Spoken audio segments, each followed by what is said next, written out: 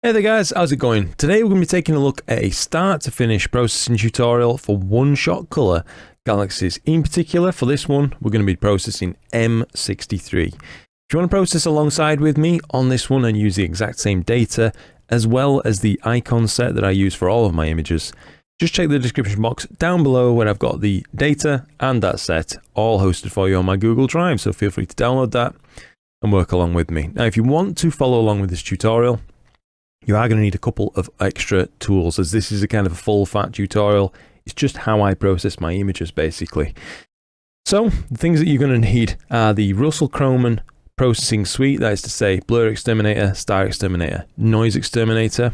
You'll need Gradient Expert. It's semi-optional, but I always end up tending to use it, so it's in there. You'll need PixInsight, of course, up to date and running with the latest versions of most of the tools. So that's to say you have access to SPCC, that's Spectro Photometric Color Calibration, alongside the files that go along with that to allow it to do its job. And finally, you're going to need GHS, that's Generalized Hyperbolic Stretch. Once you have all those things, which is things I would highly recommend you have anyway, we can go ahead with this tutorial. So let's dive straight into it now. And if you have downloaded the data, it'll be coming in a folder that looks something like this: M63 300 PDS, ASI 2600 MC unfiltered, and then process icons loop. Just select both of those, drag them in, and it should all be loaded up for you. Go ahead and minimize that window. And now, if your tools haven't loaded in for you right now, don't worry. Just right click and click Arrange Icons, and they should be pulled from whichever workspace they're on onto the one that you're currently working with. So here we have our data. Let's go ahead and open up STF. Click the little nuke icon to be able to actually see what's going on in this image. Now, this is just a screen stretch. The data is still perfectly linear. Nothing's actually been done to it at this point, but now we can really see what's going on. And as you can see, this data is a bit of a mess, really. There's some strong gradients from left and right hand sides, both converging in the middle. There's a lot of stacking artifacts going on. It needs rotating too. It's upside down as the stack finished from the normal position which you'd view this galaxy. So there's a lot to do, but it's a perfect actual opportunity for us to do some teaching and learning with. So first things first, we want to get rid of all of these stacking artifacts. Now I'm going to do that just using dynamic crop. Double click the icon right there. Make sure your window that you're going to work on is selected, and just pulling in from the corners. You can do this 2 at a time. That's absolutely fantastic. Just go for it. Do think, generally speaking, with galaxy crops, that you can be a little bit more zealous, if you will, with these, rather than kind of a nebula where a lot of your image is framed in the framing itself. You can do some framing after the fact with a galaxy image with your crop before processing. However, there are a few different parts of this image that I'd like to leave alone, so I'm not going to be too crazy with this crop. I'd like to leave this galaxy, for example, this background galaxy in the field of view. There's a kind of a field of galaxies over there on the right hand side. I want to leave those two. If you're, however, photographing something that's just solo on its own, you may wish to do a much more aggressive crop. Have a think about it, see which way looks best for your particular data set. For me, that's done. You'll know that I finished the crop by having the central pip over the core of the galaxy. That makes sure it's all nice and centralized, or as close as it can be. Now, as I mentioned, this is, I know it doesn't really matter in space, but it looks upside down to me from the position which I'm used to seeing it. So I'm going to use fast rotation right there, and I'm going to rotate it 180 degrees. And now that's how I'm used to seeing this galaxy, the right way up, if you will. Now that's finished, I can go ahead, close down fast rotation. Then we can start to actually get this image prepared, ready for true processing to take place. Now I want to go ahead and use script, image analysis, and image solver on this. I'm going to get the image plate solved so we can properly color calibrate it using SPCC next. So first things first, we're going to select the actual target that we're working on. In my case, it's M63, so I'm going to search for that. Select it from the drop down box. As you can see, it's just found it. Sunflower Galaxy M63. Hit OK. And now we're gonna have to give it a little bit of information. As you can see, for me, it is populated. For you, it may not be. So I used a 3.76 micron pixel camera. You just type that quite literally in there. And the focal distance was actually 1500 millimeters before any corrections are applied from extra glass in the path and plate solving. So we're going to go ahead, and with those settings, that should be about right. Let's go ahead and click OK. Don't worry about the pop-up box. Just hit continue anyway. All right, a few moments later, and that image is now plate solved. PixInsight knows what is what in this image now. It knows the position of all the stars, and from that, it can use SPCC, spectrophotometric color calibration, to actually apply a really accurate color calibration to this image. If you don't have this tool already fully set up, I highly advise you give it a go. You can get great color calibration without it, but this makes it just so easy. I just don't see why you wouldn't want to do it, really. Now you can select a few bits of extra information on this. Now, for example, the quantum efficiency curve right there. I know that I took this with an IMX571 based camera, so I'm going to go ahead and select it because why not?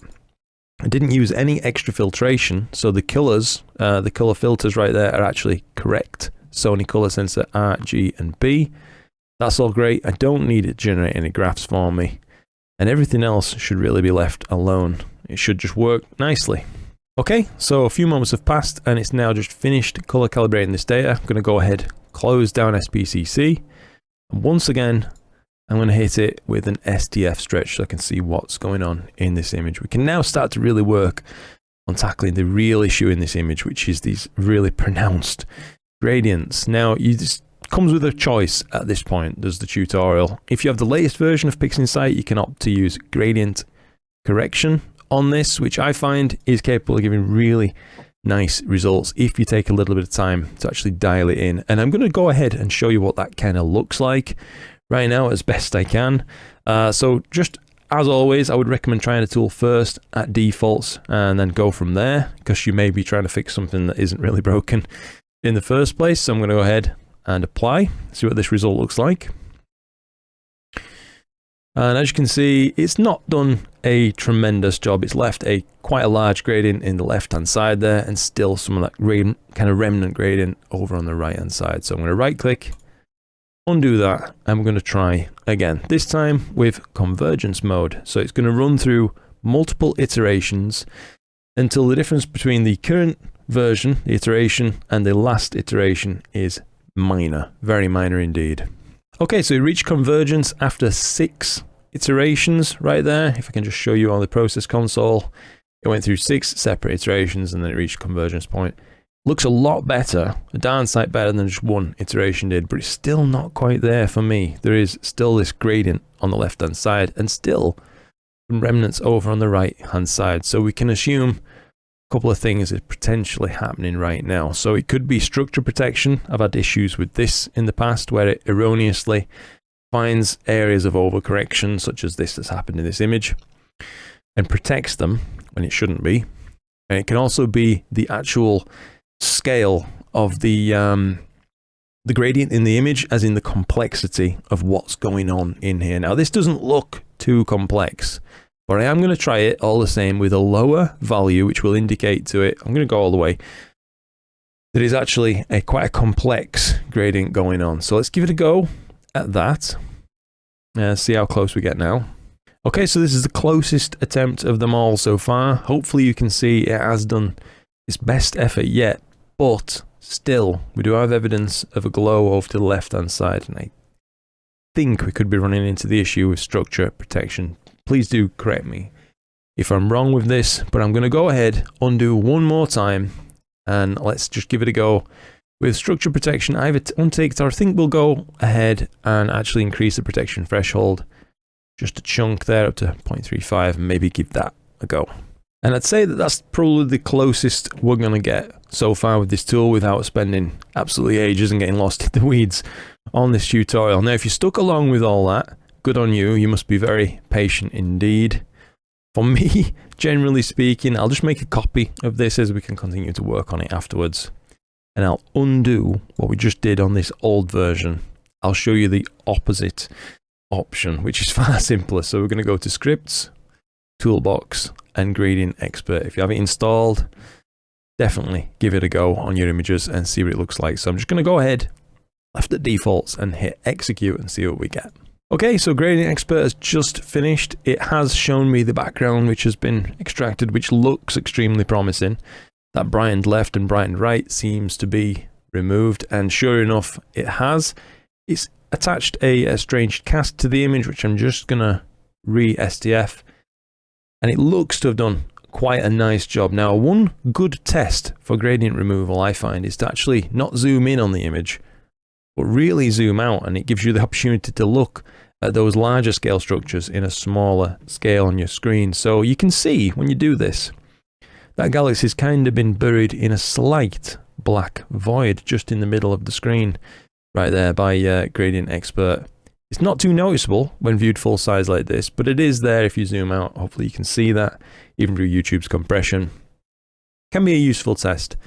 But when compared side by side there with the admittedly much more laborious gradient correction, if we just select these two, so I'll put the gradient correction on the left, tile them both, hopefully you can see, I think there is a clear winner in this case, and that is the gradient correction one over on the left. It looks that little bit nicer to me, but we've tested both ways, and you know, if you don't think it's worth the extra effort, I certainly don't blame you. I'm going to go ahead and process the left one just because I've taken the time to already do it. So I'll close down the right. You don't have to do any of this, of course. I just wanted to demonstrate the power of the two tools to you, and we can continue on now with processing. So we've taken care of the stacking artifacts, we've taken care of the color calibration, we've taken care of the gradients in the image. Now we can actually start to really work on the detail in this thing. So to do that, I'm going to use first off BlurXTerminator. Now, again, definitely give it a go just at defaults. In most cases, and I mean the vast majority of cases, as in 95% of the time, it's going to work just fine at defaults. You can dial it in a little bit further if you should wish. Most of the time, it's just not going to be necessary though. Let's take a look at the results from this. Now it's finished. And wow, I have to say, as always, this tool, I mean, if I just go back and forth a couple of times there, you can see that kind of flocculent, fine detail in the galaxy.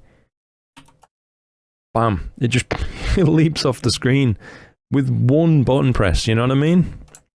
These tools, they've just changed the game for me. They're absolutely phenomenal. I would not want to process without them. I've said that many times, and quite simply, I just mean it. If you're interested in giving these a go, there are trials available. Absolutely, you know, no commitment whatsoever. I will say, trial at your peril, because I just can't see, you know, someone downloading these tools, giving them a go in your own environment, and then thinking, not for me. It just it doesn't seem likely they are that good. I'm sure everybody out there who's already got these tools knows what I'm talking about, but if you don't have them yet, do yourself a favor. You know, give them a go. I think it's the best money that you can spend, basically, in astronomy. Next up, I'm going to run through NoiseXTerminator. I do want to say, as well, I do have affiliate links for these tools, just in the description box down below, so if you want to use those, it really does help me out each month when you guys make use of those things. Giving me a little bit of a kickback at no extra cost to yourself. Shameless plug, there it is, but you know, I've got to keep food on my table. Alright, NoiseXTerminator is just finished. And once again, you know, I didn't use that at default, as you'll notice. I was talking too much, but I did drag down the denoise value ever so slightly, because I think when it comes on at its default value, it's just a touch too strong for most situations. But as you can see, if I just cycle again, back and forwards, the details being left alone completely. So areas of low contrast, small details, such as this little region over here, for example, not being affected by the denoise at all. In fact, it's being allowed to stand out even more by the fact it's not combating with kind of salt and pepperish noise or that color mottle noise in the image anymore. It can just stand on its own 2 feet and look good. I have to say, these tools are just the absolute best out there. Now, At this point, you can make another decision. Me personally speaking, as this is how I'm going to process galaxies through this galaxy season, I'm not going to use StarXTerminator right now. But there are situations where you may wish to pull the stars out and separately kind of stretch those throughout the next steps. I can cover that in another tutorial, and in fact I did cover it in my LRGB tutorial, the last one that I just put out. For the sake of this one though, I'm just going to show you exactly what I actually do. So, I'm going to make sure my main window is selected, reset the STF, and I'm now going to open up Generalized Hyperbolic Stretch. I'm going to fire up a preview, real-time preview there with the little icon. I'm going to select an area of background with the left mouse button just on the preview right there and click Send to SP. That's going to set our symmetry point, hopefully, somewhere in a nice middle background value. At this point now, I'm just going to raise the stretch factor up to the point where I can actually see what's going on in the image. I'm not applying it yet. I'll just kind of stretch this window a little bit so you can see better what's going on. But all I've done at this point is raise that stretch factor. I'm now going to create a drawn preview window, if you will, by selecting the little square icon down there. Drag it over the main piece of the image that I'm actually interested in, M63. Now I'm going to continue on with my stretch. I'm going to talk you through it. So, I'm going to raise that stretch factor to the point where the core of the galaxy just burns out. So right here, I'm just starting to lose detail in that region around the core. So there's no more any of that fine flocculent detail to actually look at and appreciate in the image. It's lost, it's whited out. At this point, I'm going to raise now the local intensity just a step. So watch what happens. So with just a small movement, the core of the galaxy is once again preserved. The overall dynamic appearance of the galaxy is still preserved because we haven't gone too far with it. And everything is now visible, almost like a HDR combination in a way. It's quite possible these days to do with these really high dynamic range cameras to get practically a HDR looking image just in one stretch using Generalized Hyperbolic. I really do love the tool.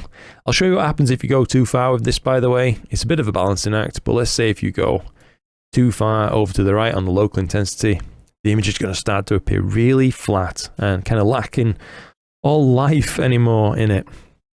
So once again, I'll click to reset the local intensity. Core's burnt out, and I'm just going to pull it across over to the right just a touch till the core is no longer burnt out, but the galaxy is still a beautiful dynamic looking object. The core should be bright, so let it be bright, but don't let it overpower the rest of the image, if that makes sense. So for our first stretch, that's perfect. I'm going to go ahead and hit apply. For our second stretch now, I'm going to once again just select a region of the background with the left mouse button. You can see it's putting us a yellow/orange line right there in the middle of the histogram view. I'll just stretch that window a little bit so hopefully you can see what's going on. That's representing the background value going straight up through the center of the kind of convergence point of all the data in that histogram. If you're having trouble placing that, you can also just click wherever you need it to be actually on this window. So straight up the middle, usually a great place. Click send to symmetry point. And now we're going to go ahead and apply another small stretch. So I'm going to use my cropped preview window again. Zoom right in on the object of interest. In this case, of course, M63. And I'm going to apply just another very small stretch. Nothing dramatic this time. It's easy to like lose all the progress you've put into your image at this point with just a small twitch, you know what I mean? So take it easy, take your time, pay more attention to what's going on in the preview window than over on the histogram right here. So I want just a small stretch. And this time I'm going to pull the local intensity slider over to the left rather than the right. So I'm going to kind of kill that brightness just a little bit. Nothing dramatic. And hopefully if I just cycle back and forth, if the preview window would play ball for me.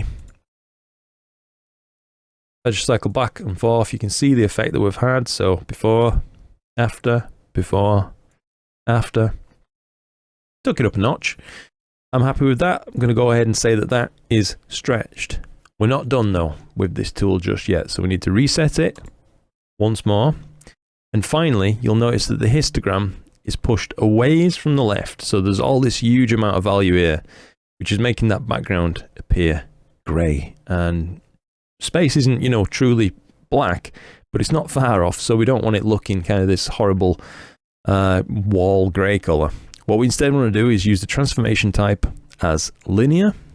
I'll just stretch this window for you again so you can see what's happening.